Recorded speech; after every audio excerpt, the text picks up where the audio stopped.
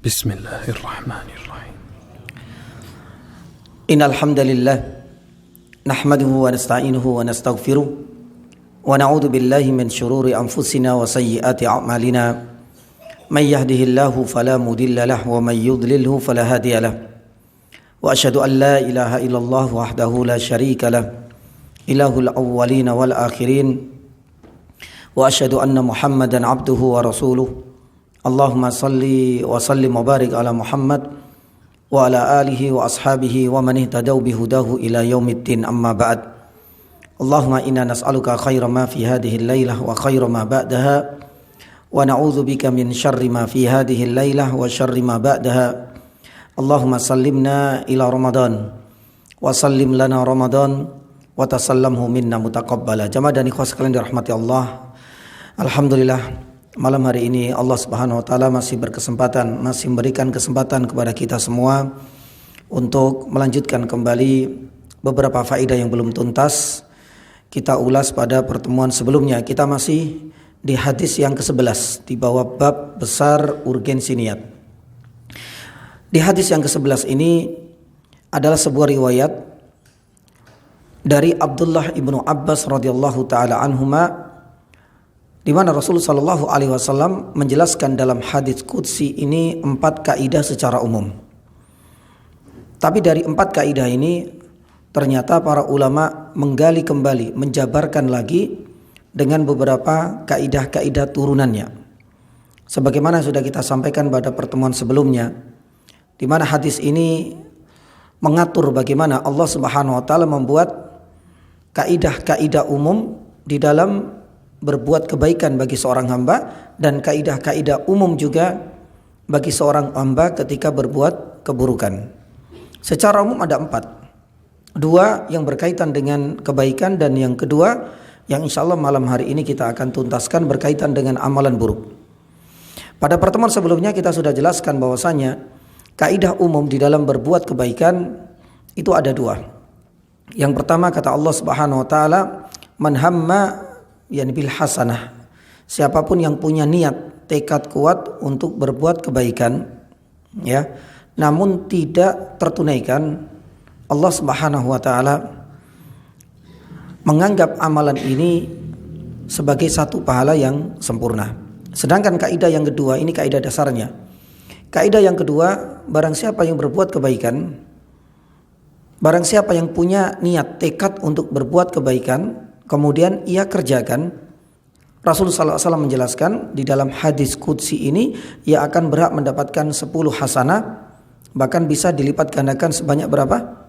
700, bahkan lebih dari itu berlipat-lipat yang hanya Allah Subhanahu wa taala tahu berapa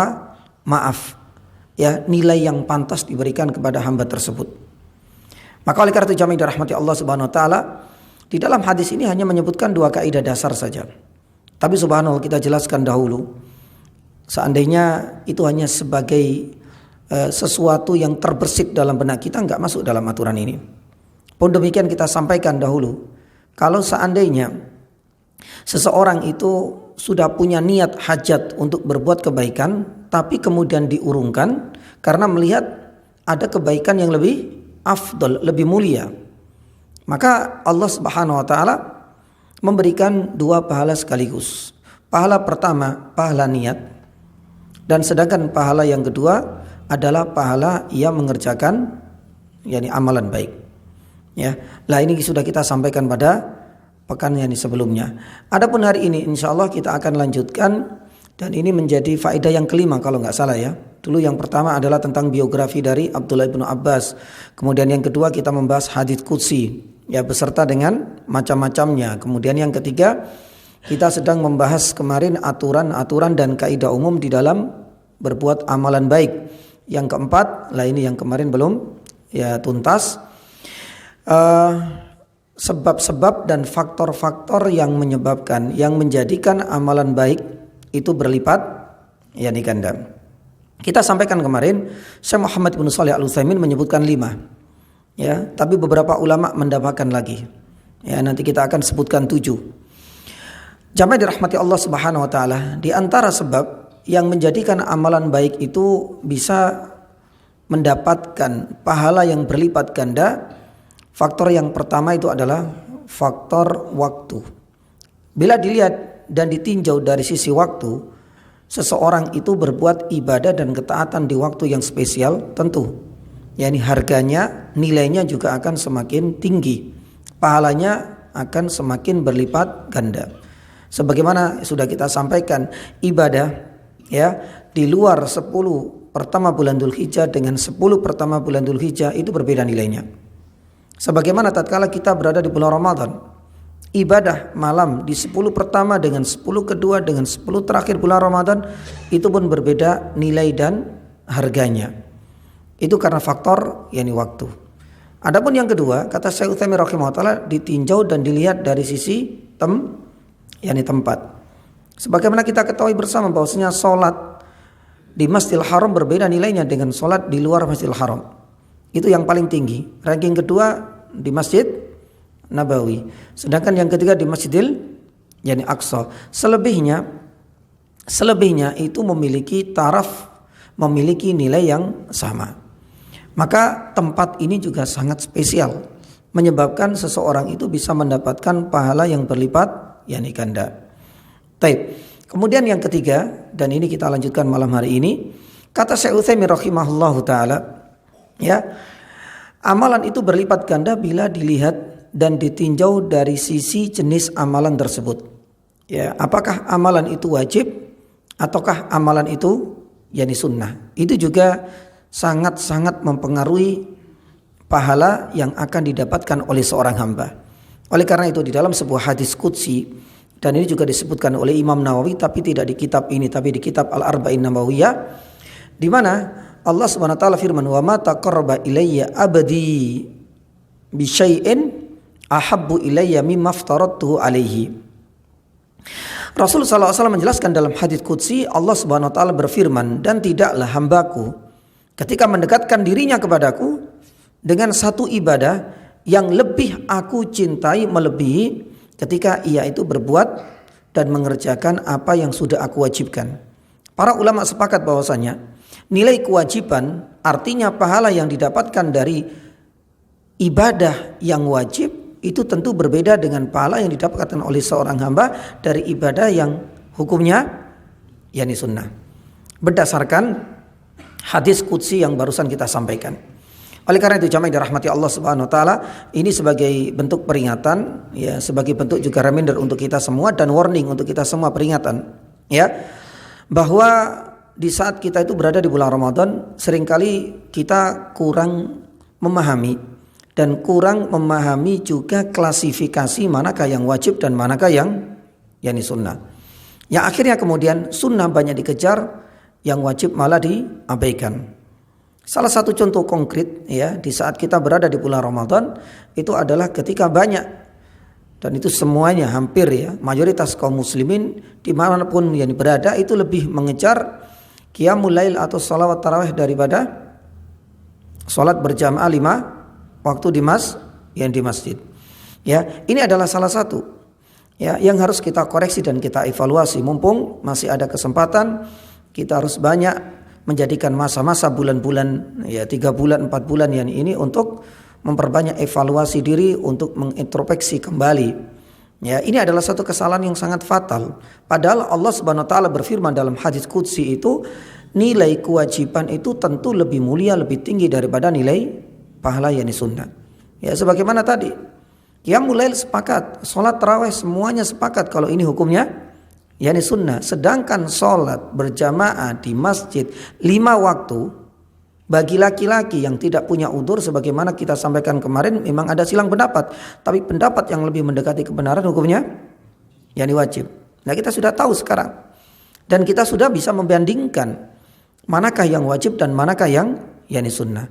Maka tatkala kita sudah tahu seperti itu, ya mudah-mudahan hal ini akan bisa merubah pola pikir kita selama ini. Ya, ternyata dengan kita mendahulukan, maaf, ya, kalau dalam ilmu-ilmu keseharian itu ada skala prioritas. Maka di dalam kita berbuat ketaatan kepada Allah Subhanahu wa taala juga kita harus punya skala prioritas. Dan skala prioritas yang pertama itu adalah yang wajib. Sebagaimana yang tadi disampaikan oleh Allah Subhanahu wa taala, "Wa ma taqarraba ilayya abdi.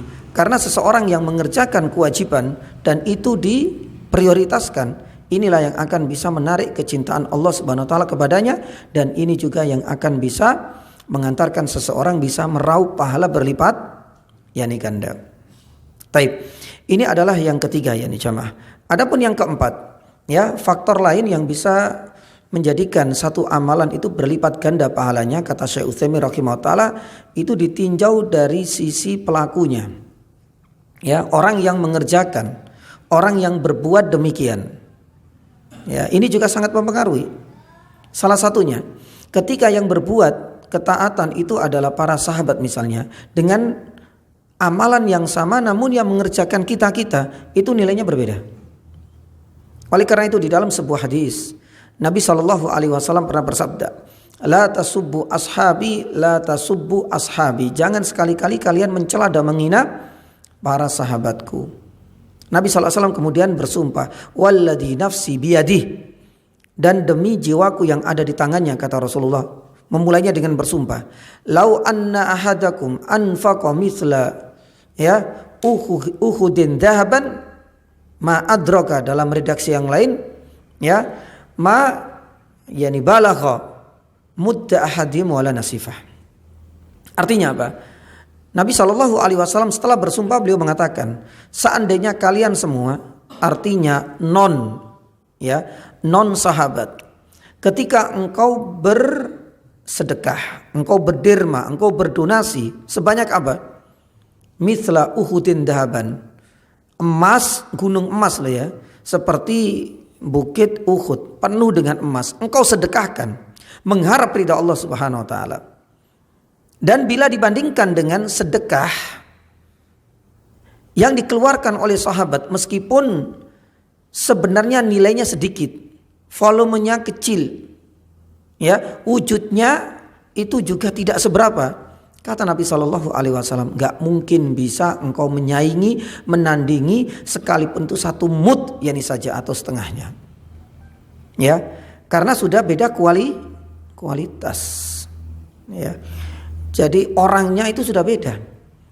Itu subhanallah, bagaimana syariat Islam itu juga benar-benar menghargai kualitas iman, ya, meskipun berbuat hal yang sama, subhanallah, nilainya itu akan dilipat, yakni gandakan. Bahkan sekalipun kita sudah berjuang, berkorban yakni banyak, karena para sahabat ini sudah mendapatkan rekomendasi. Mereka adalah orang-orang yang dianggap loyalis tingkat tinggi. Mereka adalah orang-orang militan. Mereka adalah orang-orang yang langsung mendapatkan rekomendasi dari Allah Subhanahu wa taala. Maka kalau memang yakni demikian, kita nggak mungkin bisa menyaingi dengan amalan sebesar yakni apapun, sesering dan serutin yakni apapun, nggak akan mungkin yang bisa.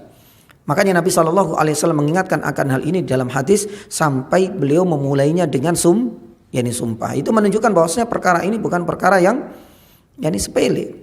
Ya, maka kualitas seseorang itu jamaah yang dirahmati Allah itu sangat mempengaruhi. Maka oleh karena itu jamaah yang dirahmati Allah Subhanahu wa taala, hal ini juga berlaku antara ibadah dan ketaatan yang dilakukan oleh orang yang berilmu dengan orang yang awam itu beda. Sisi kualitasnya beda. Harga yang diberikan oleh Allah Subhanahu wa taala juga akan berlainan. Maka oleh karena itu jamaah yang dirahmati Allah Subhanahu wa taala, ini adalah hal yang penting, ya. Tatkala seseorang itu masuk dalam kategori orang-orang yang berkualitas, maka sekecil apapun ketaatan yang dia lakukan, maka harganya itu benar-benar dinaikkan oleh Allah Subhanahu wa taala nilainya. Pahalanya akan dilipat gandakan oleh Allah Subhanahu wa taala. Termasuk orang yang berilmu dengan orang yang tidak berilmu. Dan ini sangat penting sekali bagi kita. Taib, ini jamaah dirahmati Allah Subhanahu wa taala, ini adalah yang keempat. Adapun yang kelima, yang terakhir, ya, Syekh Utsaimin rahimahullahu taala menjelaskan, di antara faktor lain yang menjadikan amalan itu dilipat gandakan pahalanya oleh Allah itu dilihat dari sisi niatnya. Sekuat apapun niat dan keikhlasannya, maka itulah yang akan bisa menarik banyak pahala yang berlipat ganda. Oleh karena itu Abdullah ibnu Mubarak rahimahullahu ta'ala pernah menjelaskan di dalam sebuah kaidah, dan mudah-mudahan yang kita ingat dengan kaidah ini. Abdullah ibn Mubarak rahimahullah ta'ala menjelaskan, rubba amalin saghirin tu'azzimuhun niyah wa rubba amalin kabirin tusaghiruhun niyah. Ini ada dua kalimat.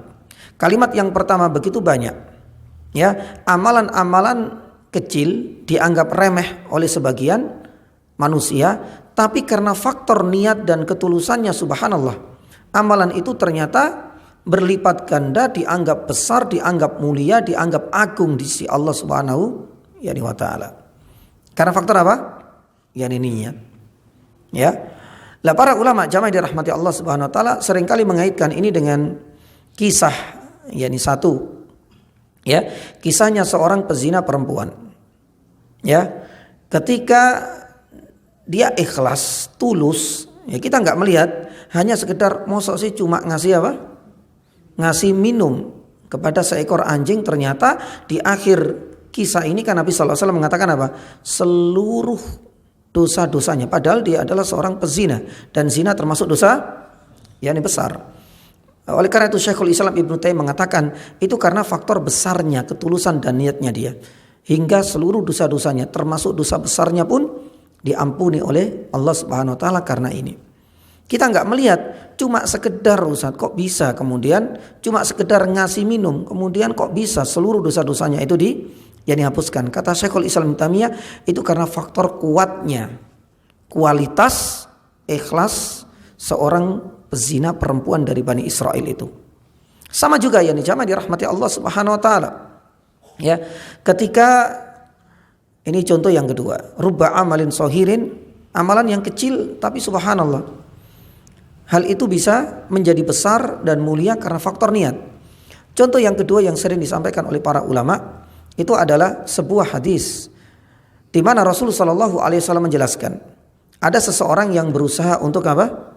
Menyingkirkan duri-duri yang ada di jalanan.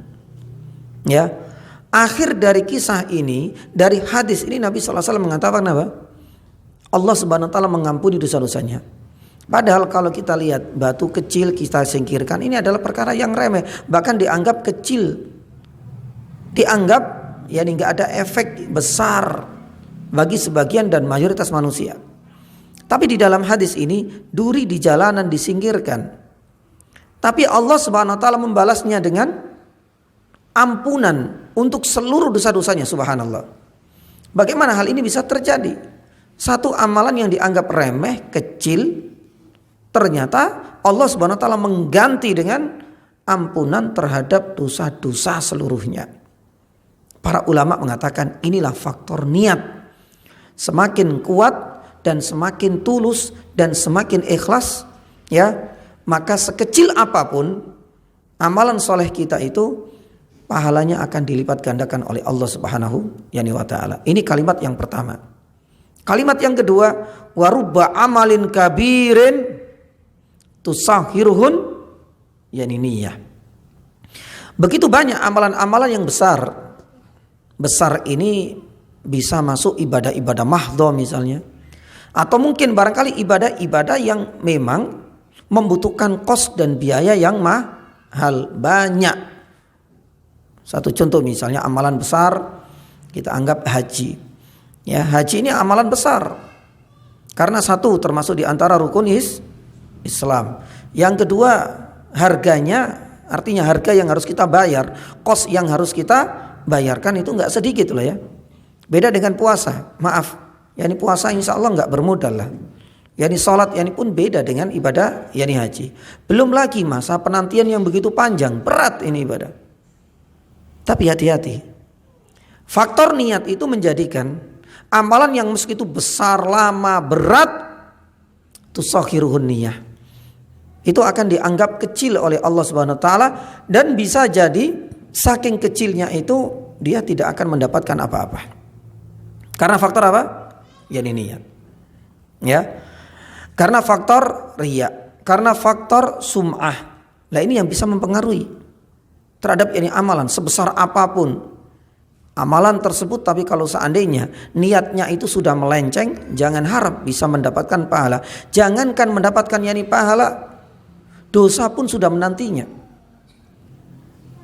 Maka oleh karena itu jamaah dirahmati Allah Subhanahu wa taala, untuk memperkuat contoh yang lain, Kalimat yang kedua ini ya, sebagian para ulama seringkali mengaitkan dengan kisah yang disebutkan oleh Ibnu Syihab Az-Zuhri dan dicantumkan oleh Syekh Muhammad At-Tamimi dalam kitab At-Tauhid.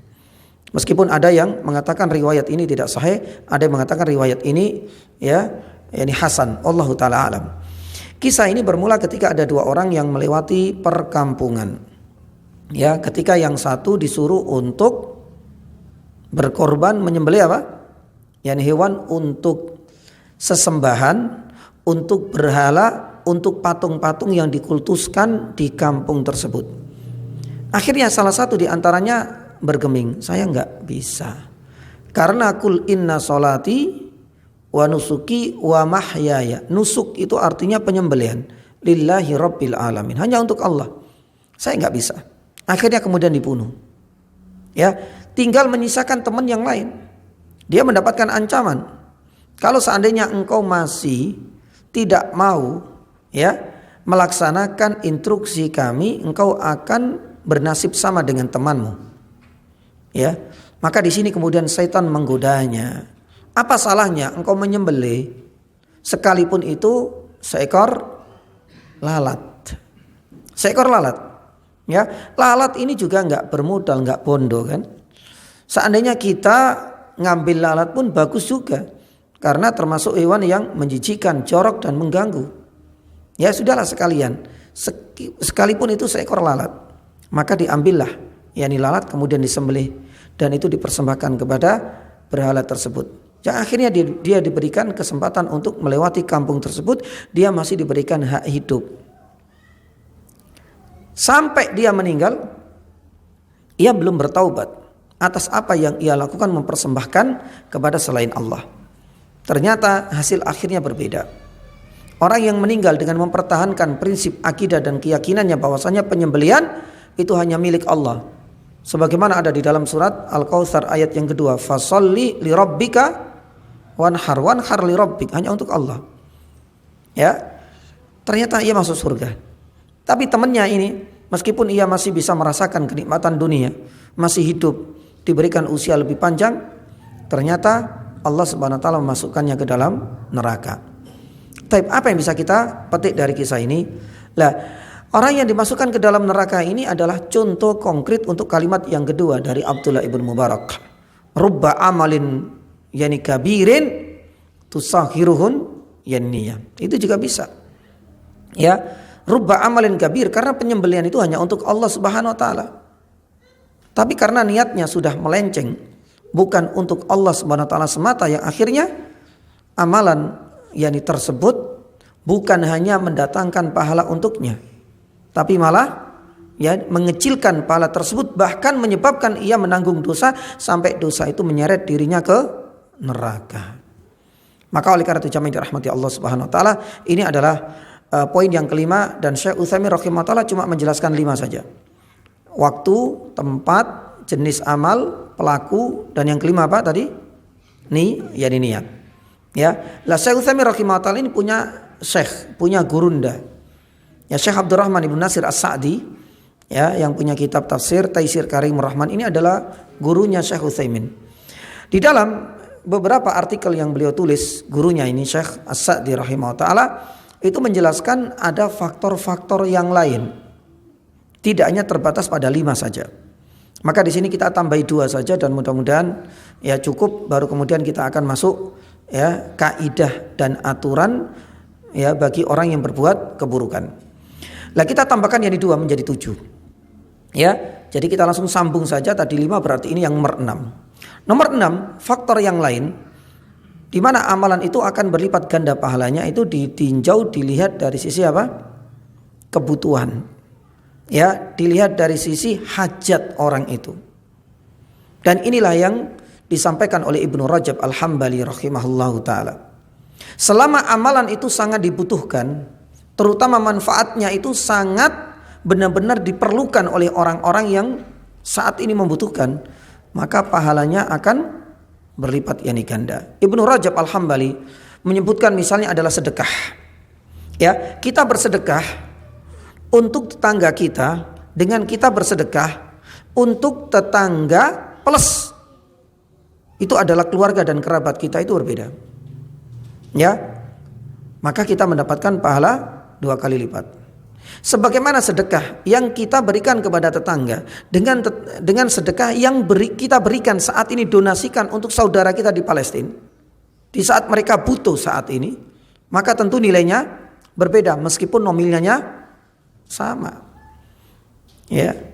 Pun demikian di saat kita itu memberikan kepada teman kita sedekah dengan kita memberikan bantuan kepada saudara kita yang tertimpa musibah saat ini, misalnya gunung meletuslah, banjir bandanglah, maka tentunya ini jamaah dirahmati Allah, dalam kondisi-kondisi yang hajatnya ya itu benar-benar kentara, maka ini kata Syekh As-Sa'di rahimahullah ta'ala menjadi sebab amalan tersebut akan bisa meraup pahala berlipat ganda sekalipun nominal, jenisnya, bentuknya sama. Ya, lah jamaah dirahmati Allah Subhanahu wa taala, ini adalah faktor yang keenam. Adapun yang terakhir kita cukupkan ya sampai 7 saja ya, meskipun masih ada banyak. Yang ketujuh, faktor yang lain yang bisa menjadikan amalan itu berlipat ganda, ya, itu dilihat ditinjau dari sisi beratnya seseorang itu mengamalkan dan mengerjakan. Ya, dan ini adalah pendapatnya Ibnu Daqiq Al-Aid rahimahullahu taala. Ibnu Daqiq Al-Aid rahimahullahu taala menjelaskan salah satu faktor amalan itu bisa berlipat ganda pahalanya itu bila dilakukan dalam kondisi-kondisi yang serba sulit, kondisi-kondisi yang serba susah dan berat untuk dikerjakan. Berat ini memiliki makna yang beragam.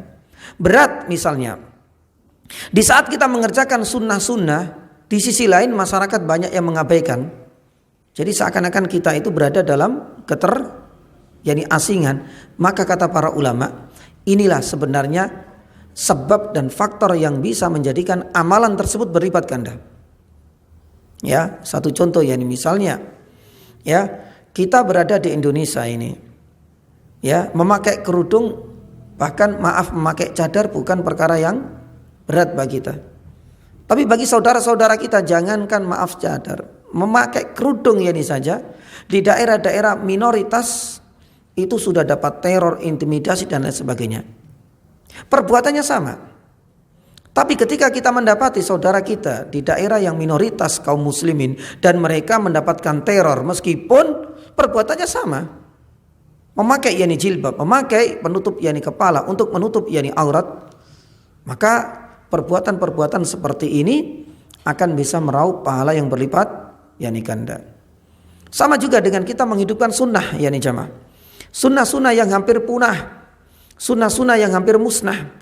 Di saat banyak orang mengabaikan, sedangkan kita berusaha untuk menghidupkan kembali sunnah Nabi Shallallahu Alaihi Wasallam, meskipun kita dicaci maki, kita dianggap terasing, kita dianggap aneh dan lain sebagainya, maka para ulama mengatakan inilah sebab pula yang bisa menjadikan pahalanya berlipat ganda. Makanya Nabi Shallallahu Alaihi Wasallam pernah bersabda, al ibadatu fil harj kahijratin ilayya. Ya, terutama ibadah-ibadah yang dikerjakan oleh seorang hamba di dalam kondisi-kondisi fitnah. Kata Nabi SAW, pahalanya setara dengan pahala hijrah. Padahal hijrah itu berat. Ya, kenapa demikian? Itu menunjukkan bagaimana apresiasi dari Nabi SAW bahwa untuk melaksanakan satu ibadah yang sangat berat, ya, apalagi kemudian diabaikan oleh banyak manusia, itu menjadi salah satu faktor. Ya, satu contoh yang lain, mungkin barangkali supaya tergambarkan oleh kita. Jamaah dirahmati Allah Subhanahu wa taala. Saudara-saudara kita yang hidup di daerah yang dingin misalnya, wudu dengan daerah Indonesia yang tropis seperti ini beda loh ya. Kita wudu nyaman saja. Bagi mereka wudu ketika di musim dingin atau musim salju itu bukan perkara yang mudah. Berat banget. Ya, mereka harus diangatkan dulu airnya. Ya, bukan perkara yang mudah. Kita subhanallah di negara tropis ini Allah Subhanahu wa taala memberikan banyak sekali kemudahan. Tapi adanya kemudahan dengan sesuatu yang berat itu juga memiliki nilai yang berbeda di sisi Allah Subhanahu wa taala. Ya, Allah taala a'lam bisawab, termasuk di antaranya, ya. Maaf ya. Jenengan ini Masya Allah untuk datang ke sini kadang-kadang ke hujan dan lain sebagainya. Ada yang lain ya, itu cuma lihat-lihat apa Pak? Ya, nggak ada masalah. Kedua-duanya akan mendapatkan pahala. Tapi tentu, orang yang datang mungkin 1 jam sebelumnya harus menghadapi hujan deras misalnya, itu berbeda dengan orang yang maaf di rumah atau mungkin karena faktor udzur dia nggak bisa datang, kemudian tetap menyaksikan lewat media. Itu tentu harganya berbeda. Allah Subhanahu wa taala tahu bagaimana memberikan nilai yang pas untuk setiap amalan-amalan yang dikerjakan. Semakin berat kata Nabi sallallahu alaihi wasallam, al ibadatu fil harj ka hijratin ilayya. Pahalanya juga akan dilipat gandakan oleh Allah Subhanahu wa taala. Baik. Ini adalah yang ke-5 ya. Yang ke-5 mungkin ya. Kemudian yang ke-6 jamaah dirahmati Allah Subhanahu wa taala. Jadi Abdullah bin Abbas, kemudian hadis qudsi, ya, kemudian aturan, kemudian apa lagi ya? Enggak tahu ini yang ke-5 apa yang ke-6 ini, saya lupa. Yang sekarang ke-6. Yang ke-6 ya. Baik. Jadi ini yang ke-6, anggap saja yang ke-6 insyaallah ya. Yang ke-6 ini kita masuk aturan yang kedua. Ya, aturan Allah Subhanahu wa taala bagi para pelaku kemaksiatan, dosa dan keburukan.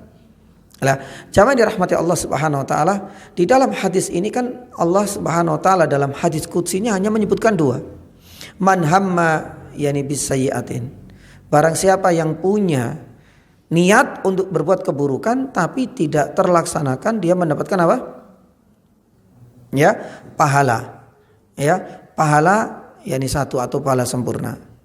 Tapi kalau seandainya ia punya niat buruk, ternyata kemudian tertunaikan, ia mendapatkan dosa 1. Cuma itu. Tapi subhanallah, ketika para ulama menjabarkan 2 kaidah ini, ini nanti mudah-mudahan para jamaah bisa mengikuti ya. Kalau ada papan tulis mungkin agak sedikit mudah untuk membuat pembagian-pembagiannya. Taib. Kita mulai dari yang pertama. Ini yang agak ribet. Ketika seseorang itu punya niat berbuat keburukan tapi ia urungkan niat tersebut. Para ulama, jamaah dirahmati Allah Subhanahu wa taala, poin yang pertama itu menjelaskan ada 2 bagian. Nanti dibagi-bagi terus ini. Ya, bagian yang pertama, kalau seandainya amalan tersebut itu hanya terbersit saja, maka sebagaimana amalan baik juga, apakah dihargai oleh Allah? Tidak. Kalau hanya terbersit, ya. Oleh karena itu Nabi SAW di sini menggunakan lafaz apa? Hamma, menunjukkan apa?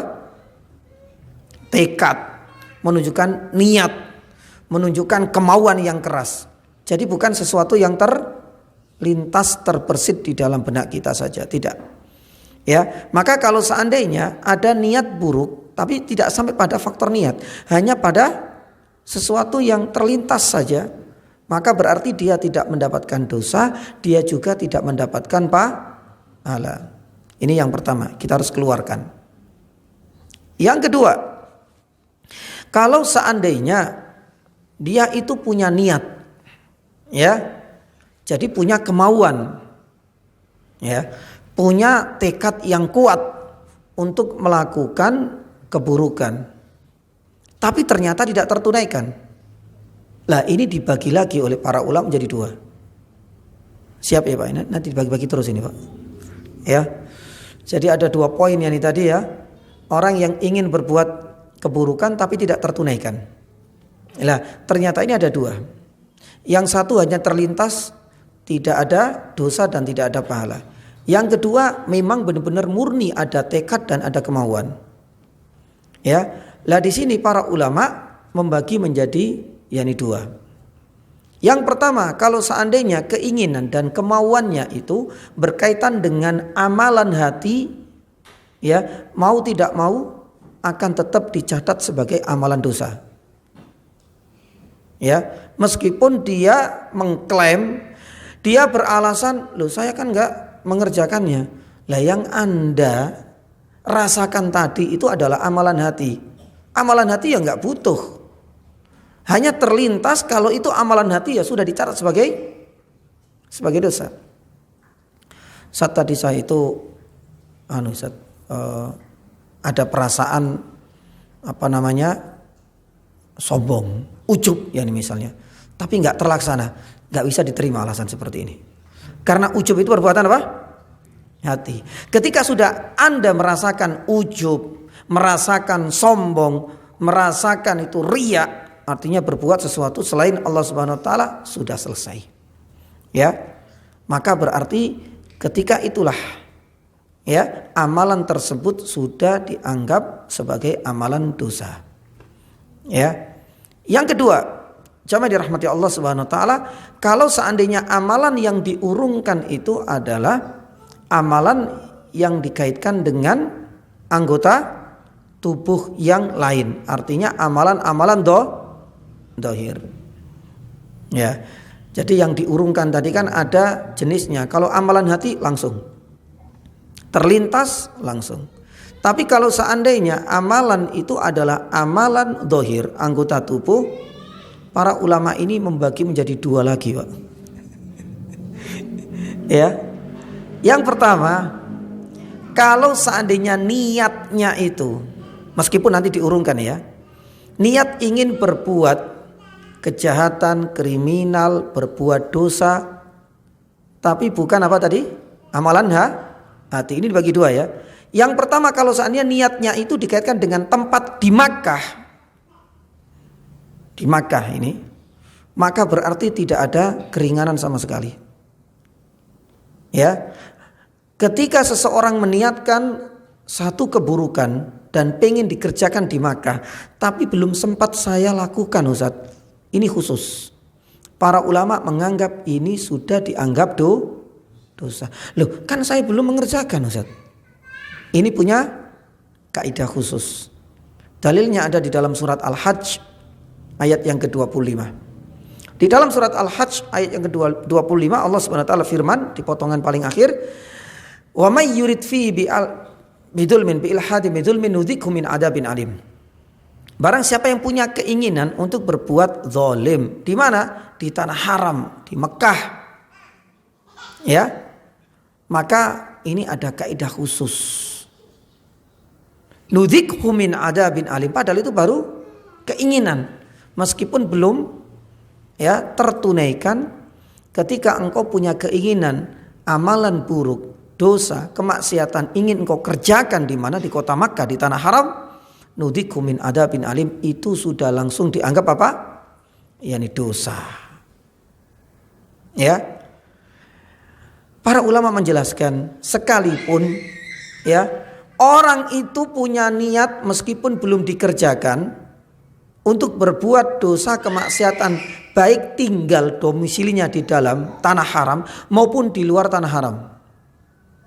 Misal posisi kita masih di mana ini? Di Indonesia. Ya, mau berangkat umroh tapi sudah punya niat buruk. Nanti kalau di sana itu biasanya ya ini banyak itu. Ya, burung-burung, ya eman. Ya, daripada di sini mancing ikan enggak dapat-dapat, di sana mancing ya ini burung. Padahal enggak boleh ya ini buru. Ini adalah sebuah kemaksiatan di sana itu.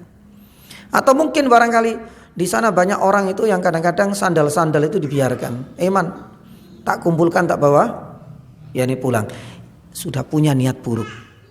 Meskipun kondisinya, posisinya, tempat tinggalnya itu di luar Makkah, tapi kalau seandainya punya niat buruk, meskipun sebenarnya nanti kemudian dia gagalkan, para ulama mengatakan Anda tetap dianggap telah melakukan perbuatan dosa tersebut. Karena apa? Tempatnya ini adalah tempat yang sangat spesial, sebagaimana surat Al-Hajj ayat 25. Adapun yang kedua, kalau seandainya ya amalan dohir pengen berbuat keburukan tapi diurungkan ya, dan itu di luar kota yakni Makkah, ya, maka di sini para yakni ulama membagi menjadi dua.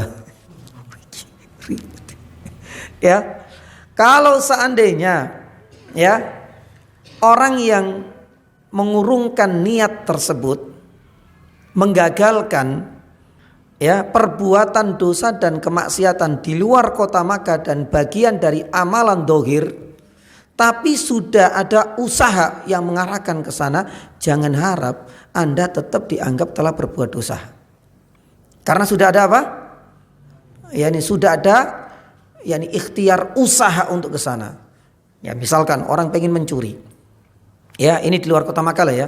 Kalau kota Makkah yani tadi baru punya keinginan niat yani saja, meskipun diurungkan tetap dianggap apa? Yani dosa. Kalau ini ya jamaah dirahmati Allah Subhanahu wa taala, ini dibagi menjadi dua. Kalau di luar kota Makkah, kalau seandainya ada usaha, dia pengen mencuri di rumah tetangganya. Ini sudah kita bahas ya ini kemarin ya. Tapi ada usaha, ya mulai sudah merancang, ya ini sudah kemudian mematikan lampunya, ya ini sudah menyiapkan tangga. Ternyata baru mau loncat ada anjing herder misalnya. Akhirnya dia lari, gagal. Malam ini saya gagal. Ya, lah orang seperti ini ya nih jamaah dirahmati Allah. Apakah termasuk dari hadis kaidah yang pertama, faman hamma bisayyi'atin falam ya'malha? Apakah kemudian si pencuri alhamdulillah saya masih dapat apa? Yani pahala, yani satu karena saya gagal maling malam, yani ini enggak. Anda tetap dianggap telah berbuat dosa. Loh, saya kan gagal. Ya, gagal itu ada dua yani tadi. Gagalnya Anda itu sudah diiringi oleh usaha untuk melakukan perbuatan tersebut. Maka berarti Anda tetap anggap telah berbuat amalan dosa tersebut. Makanya ini yang sudah kita bahas dulu, al-qatilu wal maktulu yani finnar. Ketika orang yang membunuh dan orang yang dibunuh masuk neraka. Kenapa itu? Karena kedua-duanya apa? Ya, tidak hanya punya niat tapi pengen berusaha untuk membunuh satu dengan yang lain. Ternyata keduluan, ya sudah. Kedua-duanya dianggap ya ini salah. Adapun yang kedua, jamaah dirahmati Allah Subhanahu wa taala, kalau tidak ada apa? Ya tidak ada usaha ke sana, punya niat memang. Hari ini pengen maling. Ya, malam inilah. Mumpung ini ya musim-musim yani dingin atau mungkin tetangga saya lagi keluar yani kota. Punya niatan itu baru di rumah. Baru niat terlintas niat dan memang benar-benar. Subhanallah, ya. Baru 5 menit dia ingat, ya Allah astagfirullah, ya saya salah. Ternyata ya ini adalah perbuatan yang dosa. Dia baru insaf. Nah, kalau memang demikian, jamaah yang dirahmati Allah Subhanahu wa taala, ya, ini kan beda dengan yang pertama. Dia belum ada apa? Usaha untuk ke sana. Belum menyiapkan apa-apa. Baru nih ya niat. Nah, di sini paling akhir para ulama membagi menjadi 2. Ini kayak skema MLM ini. Lah ini yang paling akhir, udah paling akhir ini.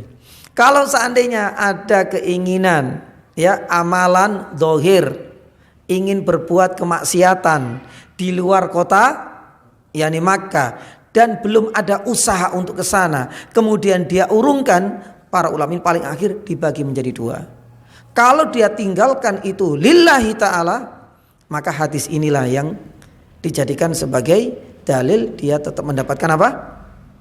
Pahala. Tapi kalau seandainya bukan karena lillahi ta'ala, jangan harap dia mendapatkan yani pahala.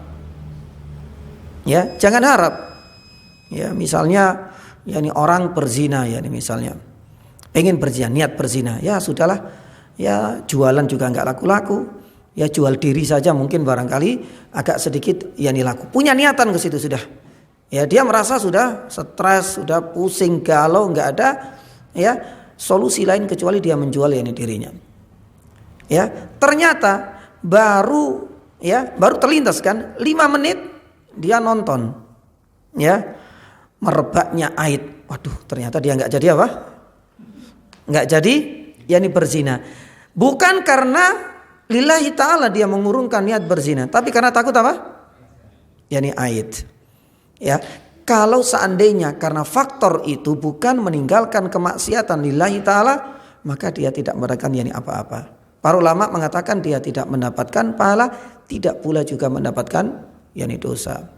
Ya, orang yani berniat yani ingin menjadi seorang penyihir misalnya, dan sudah saya sampaikan.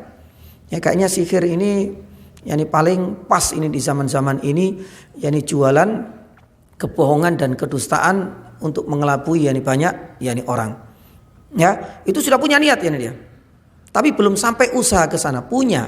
Karena gagal dari semua bisnis yang ia lakukan, dia pengen berubah dan pengen ya beralih profesi menjadi seorang yani penyihir.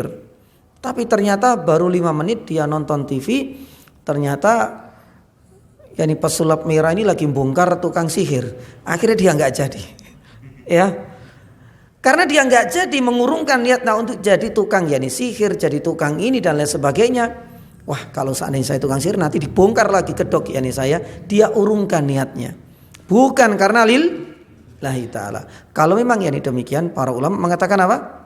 Dia tidak mendapatkan dosa pun tidak berhak untuk mendapatkan yani pahala. Ini yang paling akhir. Baru insyaallah setelah adzan kita akan yani bahas kategori yang kedua.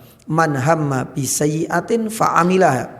Dia punya niat kuat dan dia kerjakan, benar-benar dia kerjakan, maka Allah Subhanahu wa taala hanya memberikan balasan apa?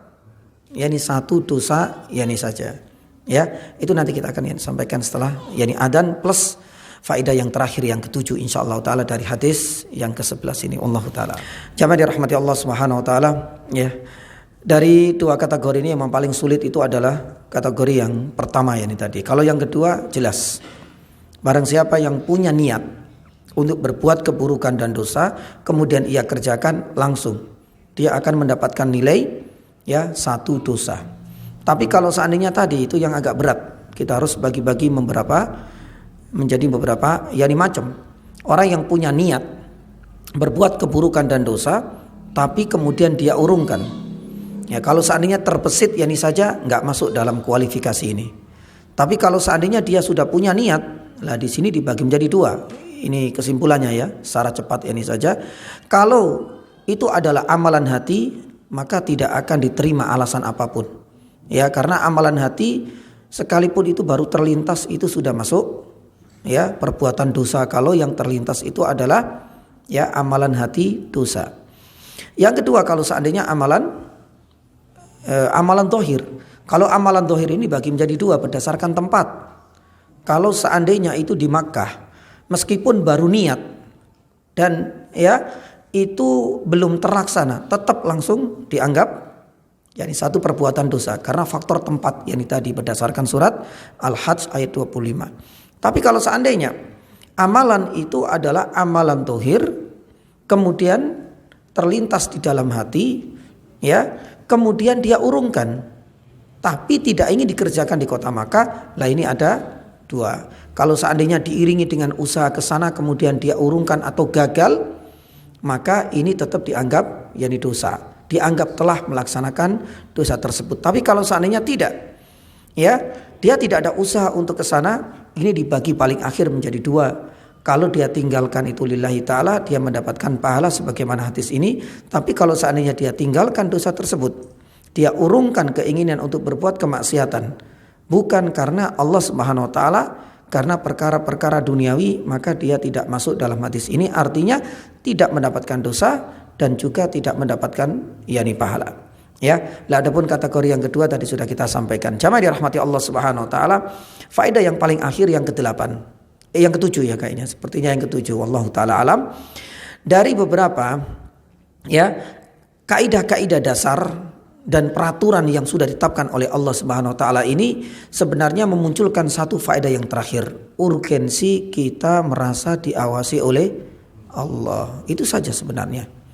Kalau seandainya kita itu merasa ada pengawasan dari Allah yang kita kenal dengan muraqabah, insyaallah ini selesai. Ya, karena niatnya hanya lillahi ta'ala. Dan ini akan memudahkan dia untuk bisa mendapatkan yani pahala dengan mudah.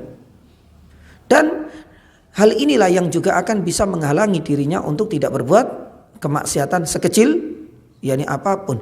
Bahkan dia pun enggan untuk sekedar terlintas di dalam hatinya berbuat kemaksiatan. Itu kalau seandainya sudah memiliki sifat yani muraqabatullah.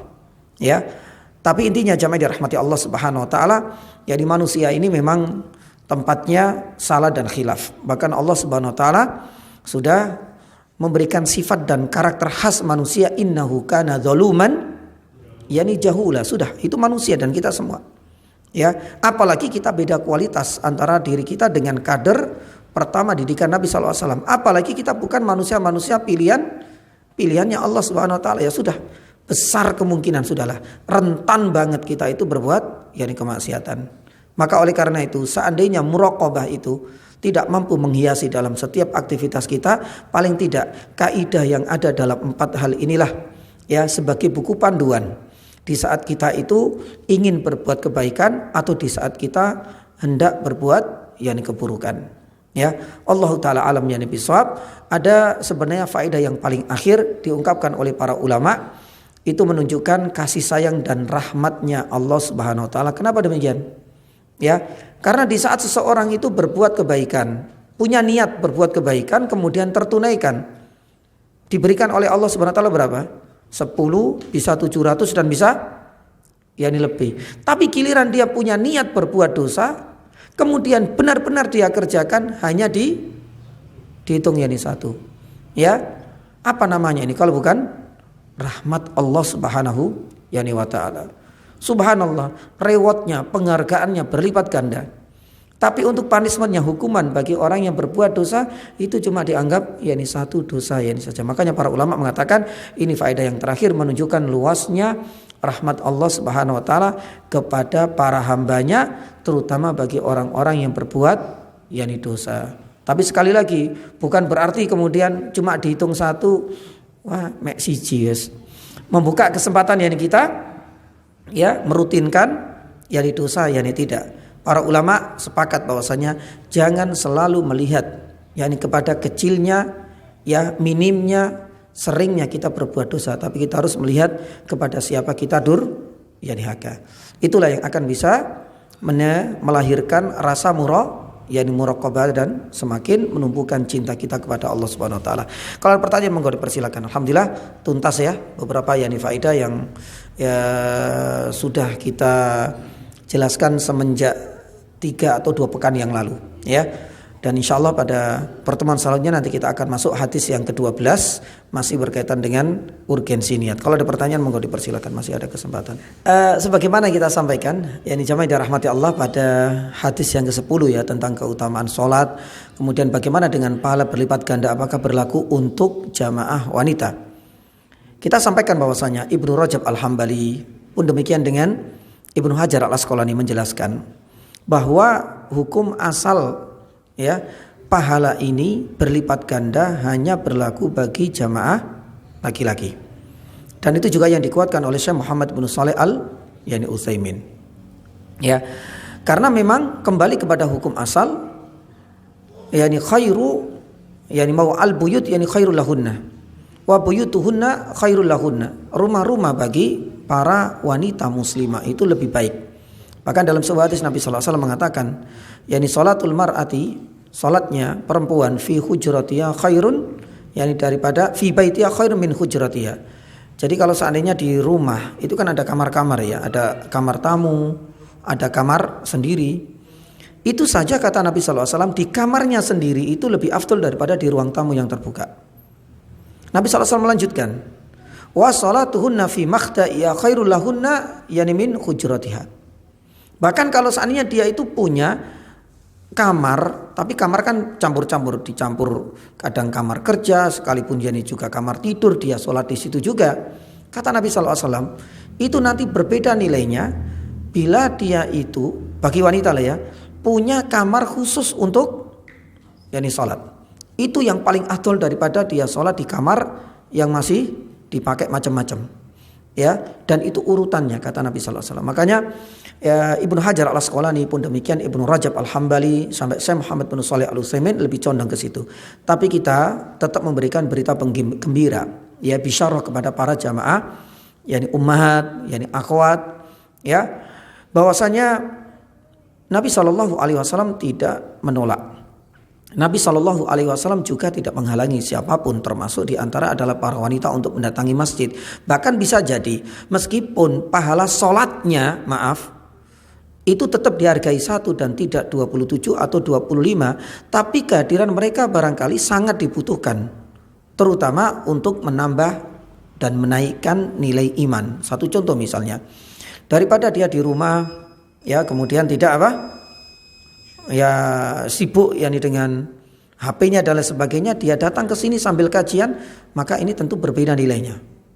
Atau mungkin barangkali ada saat-saat dan momentum-momentum khusus di mana kehadiran mereka sangat dibutuhkan oleh masjid-masjid.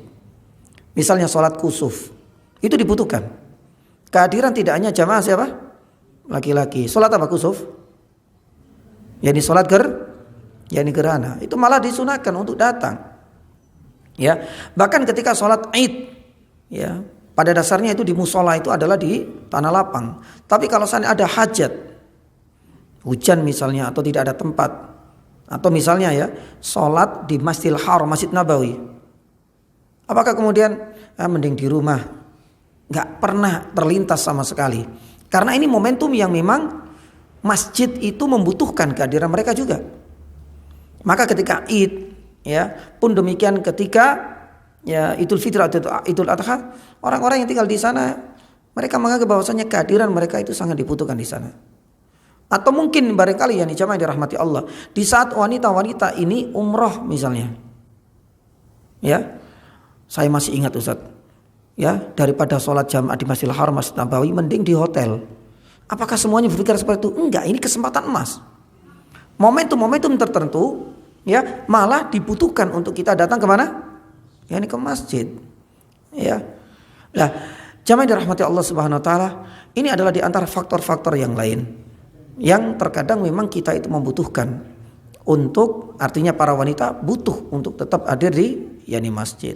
Ya, termasuk untuk menghadiri kajian atau mungkin sholat-sholat tertentu, ya, atau mungkin barangkali ada yakni hal-hal yang lain. Ya, mungkin di rumah dia kurang mendapatkan yakni manfaat yang akhirnya kemudian dia alhamdulillah ngajak anak istrinya semuanya untuk bisa niat iktikaf menunggu waktu antara maghrib dengan isya, dan alhamdulillah lebih produktif kalau di sini daripada di yakni rumah. Hal-hal seperti ini akan bisa menambah yakni keimanan dan meningkatkan nilai dan kualitas takwanya. Adapun pertanyaan kedua ketiga insyaallah kita pending Pak ya. Enggak apa-apa ya. Tak tulis insyaallah ya. Enggak apa ya. Iya. Qadarullah ya, ini waktunya habis. Nanti diingatkan ya para jamaah ya. Saya masih ingat itu kalau nggak salah ya tadi ya. Pertanyaan yang kedua berkaitan dengan imam. Ya, yang salah di rakaat kedua, dan pertanyaan ketiga saya lupa tadi apa, Pak? Ya kunut ya.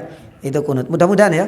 Kalau nggak ada udzur kita ya jawab pada pekan depan atau kita lanjutkan. 1 menit, 2 menit, mau apa kita tunda? Lanjut aja, nggak ada masalah. Saya khawatir. Tak persingkat ya mudah-mudahan ya. Pertanyaan yang kedua, jamaah yang dirahmati Allah Subhanahu Wa Taala. Untuk kasus imam, ini berarti 4 rakaat ya Pak ya? 4 rakaat. Kemudian imamnya sudah diingatkan yang ketiga, tapi dia tetap tasyahud. Iya terus? Setelah salam, betul Jamil. Sahwi yani sendiri. Taib yani Jamil. Jazakallah khairah. Yani jamaah dirahmati Allah Subhanahu wa taala. Yani sujud sahwi ya, itu ada kaitannya dengan lupa. Maka lupanya seorang imam dan kita yang sholat sendiri itu nanti ada 2 kaitan. Yang pertama lupa karena faktor meninggalkan rukun, dan yang kedua meninggalkan wajib. Ya, lah ini kalau bahas sholat panjang ini. Rukun sholat itu banyak, seperti meninggalkan sujud, meninggalkan ruku, ya. Ini termasuk rukun sholat. Tapi yang wajib itu adalah meninggalkan, misalnya bacaan di dalam ruku itu masuk wajib. Misalkan kemudian meninggalkan tasyahud al-awwal, ya langsung berdiri di rakaat kedua. Tapi semuanya karena faktor apa? Ya ini lupa. Lah ini nanti beda konsekuensinya, ya ini jamaah. Ya. Kita langsung masuk pada pertanyaan ini saja. Pertanyaannya itu ketika sudah diingatkan, kemudian di akhir si imam tidak yani sujud yani sahwi. Yani pertanyaannya, ya, apakah sholatnya sah? Mungkin seperti itu, ya. Kemudian yang kedua, apakah ada kewajiban dan disyariatkan bagi para makmum untuk sujud yani sahwi? Yang pertama, yani jamaah dirahmati Allah Subhanahu wa taala. Ya, kewajiban kita sebagai seorang makmum harus tetap mengingatkan. kepada imam. Bisa jadi imamnya adalah orang-orang awam. Tapi kalau seandainya imam ketika sudah diingatkan di dalam sholat dan semua dan seluruh rakaatnya genep, kemudian dia enggan, banyak faktor enggan itu. Mungkin merasa yang ngasih tahu musuhnya dia nggak mau, atau mungkin barangkali yang sudah ngasih nasihat ya dianggap masih senior, junior, dia nggak mau.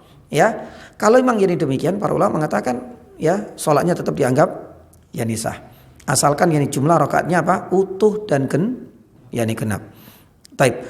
Kemudian yang kedua, kalau seandainya kasusnya dia enggan untuk sujud sahwi, apakah pertanyaannya ada kewajiban bagi makmum yang sudah faham untuk sujud sahwi? Ini ada khilaf. Ya, sebagian para ulama ada yang mengatakan harus sujud sahwi. Ya, sebagian yang lain tidak. Kenapa demikian? Karena sujud sahwi itu di dalam sholat berjamaah tergantung siapa? Supirnya. Kalau seandainya imamnya sujud sahwi ya mereka ikut. Kalau seandainya enggak ya berarti tidak ada kewajiban untuk sujud sahwi. Yang penting jumlah secara umum ya. Jumlahnya utuh genap. Ya, itu jawaban yang disingkatnya seperti itu. Ya, wallahu taala alam bisawab. Pertanyaan yang kedua, kalau seandainya tidak sujud sahwi maka berarti yang lain pun tidak ada kewajiban sujud sahwi. Baik. Kemudian yang ketiga, pertanyaan yang terakhir berkaitan dengan kunut ya. Syekh Muhammad bin Shalih Al-Utsaimin rahimahullah taala, dan ini adalah salah satu arahan dari beliau.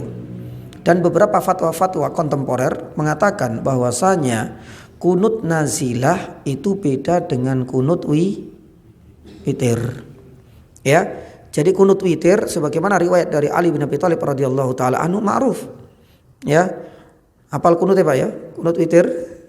Allahumma. Apalah kunut witir Pak? Allahumma. Taib, Allahumma ini. Itu semua adalah kunut witir. Kata Syekh Utsaimin rahimahullah taala, nazilah itu beda.